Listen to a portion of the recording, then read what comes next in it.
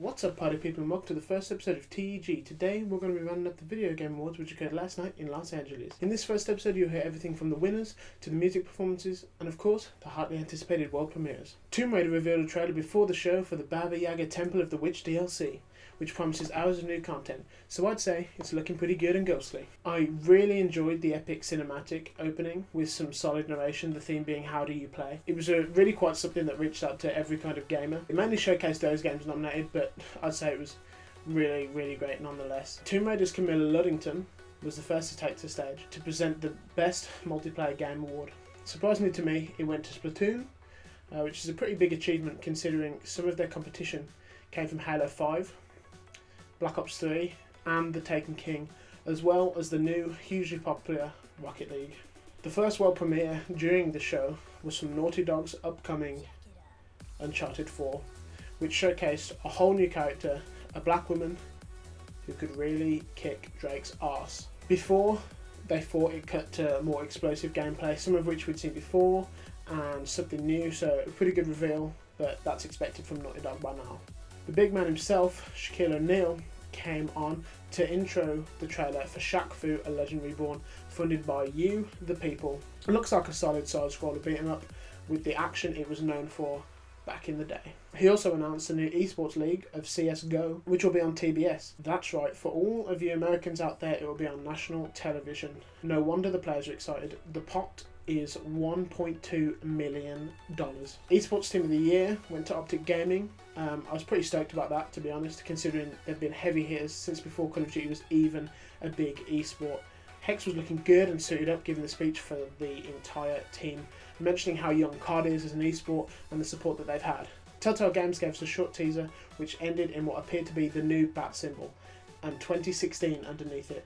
I kind of called it to myself when, I saw the eligible batch of the city and how darkness was taking over. Safe to say that's one game I'm really excited for. 3 short films were created showcasing games made using the Unity engine.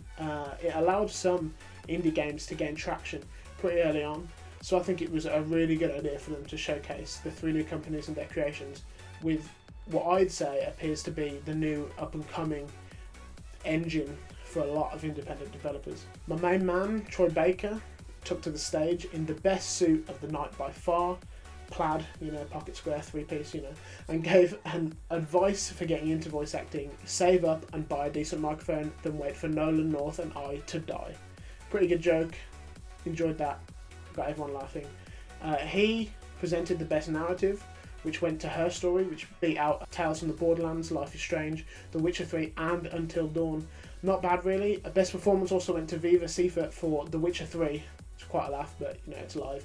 I haven't played Her Story, but it always looked like an interesting game to experience. Some reviews all over the board, but don't trust them. Play it yourself. You're the judge, guys, remember that. Far Cry Primal then took to the stage for some really pretty gameplay, narrated in a native tongue. It turns out that your character, Takar, is actually the first person to be able to tame the giant beasts, which are typically the human's predator. So I imagine being the Beastmaster is going to be a pretty powerful experience for sure. Churches performed one song, which is just kind of there, to be honest. It was a little weird, like the choice of band for these awards, but the audience seemed to kind of enjoy it. The song wasn't bad at all.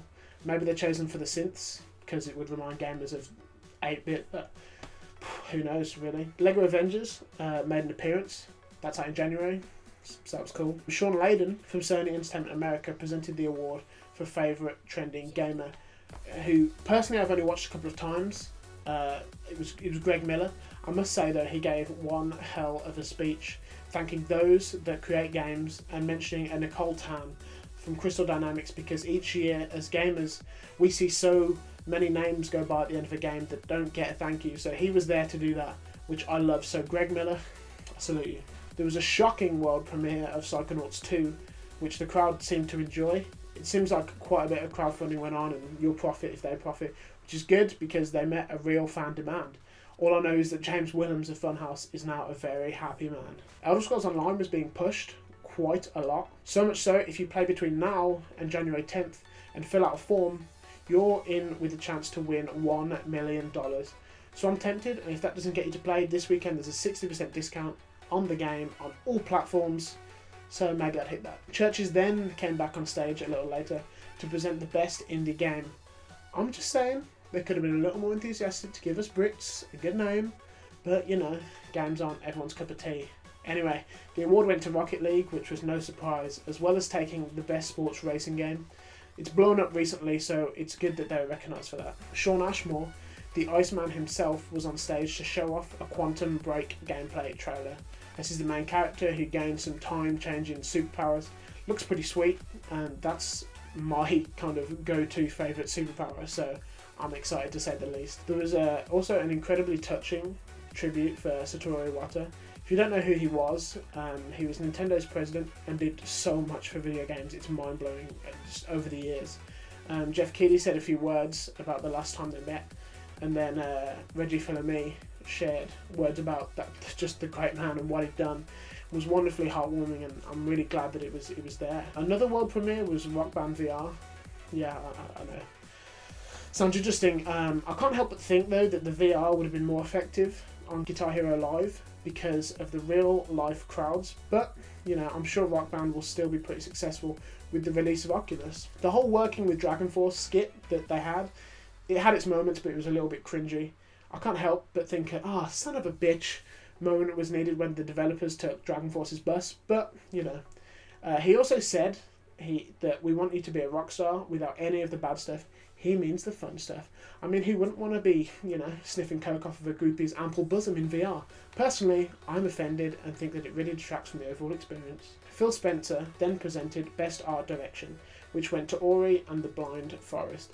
A game personally that I haven't played, but I've seen a lot of it and I know it's got some fans out there. It's a smaller game in comparison to those it was in competition with, so I'm glad it got one of the big awards. Another world premiere was Shadow Complex. I kind of recall seeing it many years ago on a show that used to exist called Gamer TV over here in the UK. There's going to be plenty of hype around it, so let's see if it delivers. It's kind of side-scroller, but also third person. It's coming to all platforms early 2016, but for the rest of December though, you can download it for free from the website. I can't help but think that that would detract from their overall sales, but who knows, they'll probably use the download figures. Kiefer Sutherland, aka Big Boss, made an appearance to intro the industry icon section, which focused on Westwood Studios, who created the real-time strategy Dune games way back when.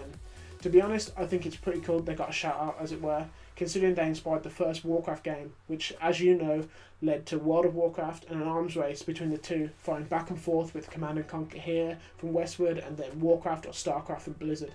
Without them, we'd be missing a hell of a lot of real-time strategy and even the MOBA franchises. A world premiere which sent the crowd into a frenzy was the announcement of Rocket League on Xbox One, which I think pretty much everyone expected, but two exclusive vehicles, also inspired by Gears of War and Halo, yes, it's the Warhog, are going to make an appearance. Luke Skywalker came out on stage in a good suit with some piping down there. I mean, I enjoyed it. It looks like he's going to be on the poster for Star Citizen Squadron 42.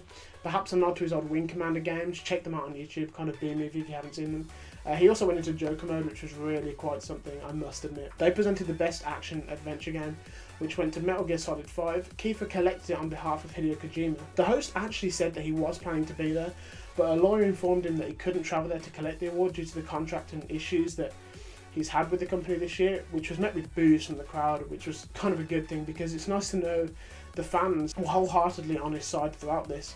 I'm really glad it was brought up rather than being swept under the rug with something like, due to unforeseen circumstances, Hideo couldn't be here tonight. Like, it was really good, and then they had music performed for him, and it was a track from Metal Gear Solid 5, so I'm just glad people are on his side, and that it was really brought up, because it was basically his company and what happened was terrible. Star Citizen had an in-game trailer, which I admit was pretty fucking cool, and atmospheric, showcasing space combat, EVA third person, and first person combat.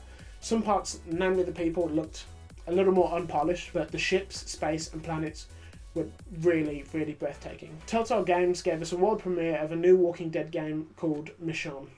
A 3-episode event starting February next year, something I know loads of you will be excited about considering she's one of most people's favourite characters from the show. So the fact that they've got permission to build her past, it's really a testament to their game making expertise. Naturally, Game of the Year was left until last and went to The Witcher 3 Wild Hunt, unsurprisingly, which also won Developer of the Year and RPG of the Year. was most people's fan favourite. I love the second one and look forward to playing this new one at Christmas. All in all, it was a pretty flawless performance, showcasing what a great year for games 2015 has been. They closed out the show with a performance from deadmau5, whose face I unfortunately saw when he was being interviewed by Justine. I know. He gave a world premiere of some new music whilst DJing live. He even remixed some well-known video game tunes, namely retro ones. It's a pretty good set, so I'd say check it out. He even played without the helmet at one point. Thank goodness it wasn't Daft Punk, as that's something I never want to see. So thanks, Scott. Actually, no. One last thing before I close out. I just want to say that Justine looked crazy beautiful last night. Like, seriously, her dress was something special. I put a picture, like, here, if I can. Actually, you know what? No, fuck it. She can have the entire screen. Anyway guys, thanks for watching this first long ass episode of T.E.G. Check out the videos to my left and my right if you haven't seen them yet. I've been Benjamin Lewis and hope to see you all next time.